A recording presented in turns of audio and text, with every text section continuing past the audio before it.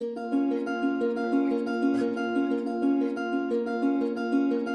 was diagnosed with schizophrenia in 2005. On December 4th, he was arrested. 11 days later, on December 15th, he was killed in prison. Central East Correctional Centre is the most complained about prison in Ontario. This is not the first time that inadequate mental health care has resulted in the death of someone under government care. Nor is this the only case involving the death of a racialized individual with the justice system. Soleiman died after a physical altercation with the guards. He was restrained, with his hands behind his back. He was pepper sprayed and a hood was placed on his head before his death. His body had bruises and he had a large gash on his forehead. His heart stopped as a result of this physical force. During those 11 days that he spent in prison, his family was not allowed to visit him. Why were they not allowed to visit him?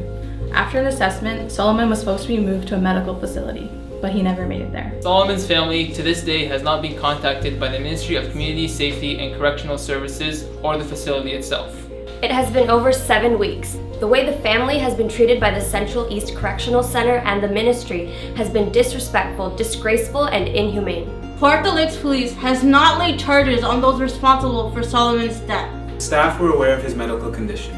Physical force was and is the approach our government uses in dealing with mental health. Is this how the more vulnerable members of our society should be treated? Soleiman was a man with tremendous potential. He was a straight-A student. He played on his high school football and rugby teams. He was studying environmental engineering at Waterloo University. After he was diagnosed with schizophrenia, he continued to pursue athletics and learned a whole new language on his own. He was the light of his family, and his absence leaves a tremendous void.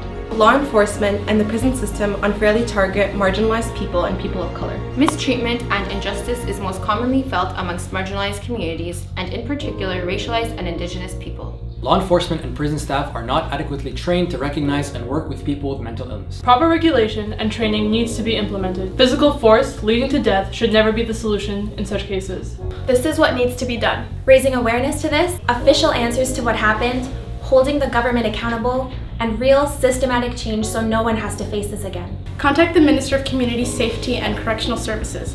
Contact your local MPP and sign the petition. No one should die under these circumstances. No one should die under government care. Justice for Soli. Justice for Soli. Justice for Soli. Justice for Soli.